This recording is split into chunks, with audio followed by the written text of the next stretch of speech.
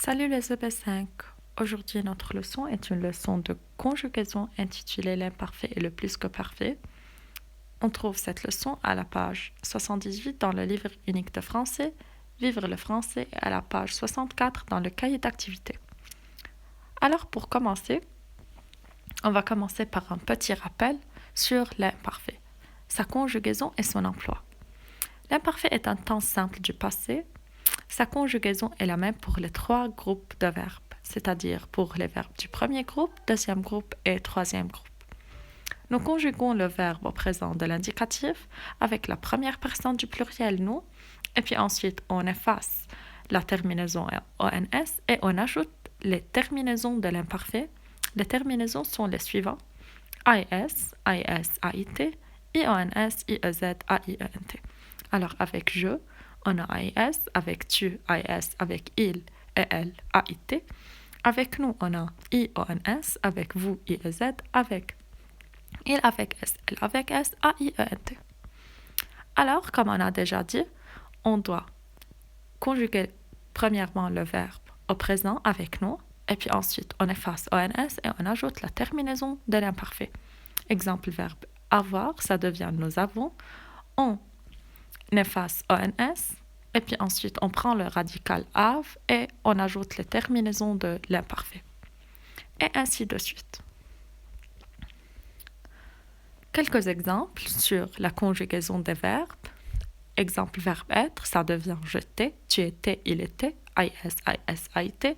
Nous étions, vous étiez, ils étaient, IONS, IEZ, AIENT. Avec le verbe avoir, j'avais, tu avais, il avait. Nous avions, vous aviez, ils avaient, avec les mêmes terminaisons. Verbe faire, je faisais, tu faisais, il faisait. Nous faisions, vous faisiez, il faisait. Verbe aller, j'allais, tu allais, il allait.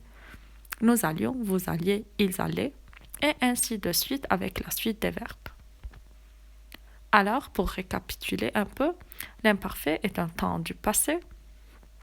Alors, pour les verbes qui se terminent par ER, et en IR et en les verbes du troisième groupe, alors on a la même terminaison IS, IES, AIS, AIT, pardon, IONS, IEZ, AIENT. Et ensuite, on conjugue le verbe avec nous au présent, on enlève ONS et on ajoute la terminaison de l'imparfait. Maintenant, à quoi sert l'imparfait? C'est-à-dire, quand est-ce que doit-on utiliser l'imparfait? Alors, on a trois valeurs de l'imparfait à retenir. La première valeur est la valeur descriptive, c'est-à-dire lorsqu'on est en train de décrire quelque chose, quelqu'un ou bien un paysage, alors on doit utiliser l'imparfait. Exemple, la fille était triste. Alors là, on a le verbe être, l'auxiliaire être, conjugué à l'imparfait. Ou bien on a la valeur répétitive, c'est-à-dire quelque chose qui se répète à chaque fois, à chaque jour, à chaque semaine. Exemple, chaque jour, la mère leur racontait des histoires. Alors, c'est une action qui se répète chaque jour. Alors, c'est pourquoi on utilise l'imparfait. Alors, pour le temps, on a deux valeurs, la valeur descriptive et la valeur répétitive.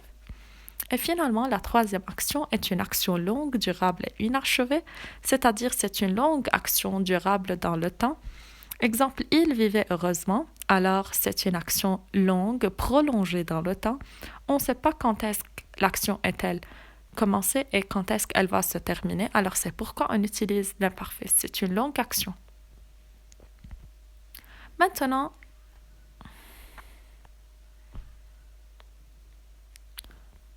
avec le plus que parfait. Le plus que parfait est un temps du passé. Il exprime des actions achevées dans le passé, mais se déroule avant un autre événement ou bien une autre action. Alors, c'est un temps composé.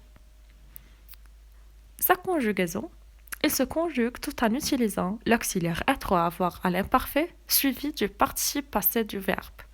Exemple, si je veux conjuguer verbe préparer au plus que parfait, verbe préparer est utilisé et conjugué avec auxiliaire avoir. Alors je mets l'auxiliaire avoir à l'imparfait, ça devient j'avais, et puis ensuite j'ajoute le participe passé, c'est préparé. Alors ça devient j'avais préparé, nous avions préparé. Verbe partir se conjugue avec l'auxiliaire être, alors ça devient j'étais parti ou bien nous étions partis. Alors, pour résumer ce qu'on était en train de dire, on va lire le bilan à la page 78 dans notre livre. L'imparfait de l'indicatif est un temps du passé. Il permet d'exprimer des actions qui durent ou qui sont habituelles. Il est employé pour décrire quelque chose ou quelqu'un dans un récit du passé. Le plus que parfait sert à exprimer un événement achevé dans le passé et qui s'est déroulé avant un autre événement du récit. Exemple, sa mère était partie quand il se réveilla. C'est-à-dire, la mère était partie et puis ensuite, il se réveilla. Alors, le plus que parfait est formé de l'auxiliaire avoir ou être conjugué à l'imparfait et ensuite suivi du participe passé du verbe. Exemple, il avait mangé, elle était sortie. Alors, on a les exercices à faire à la page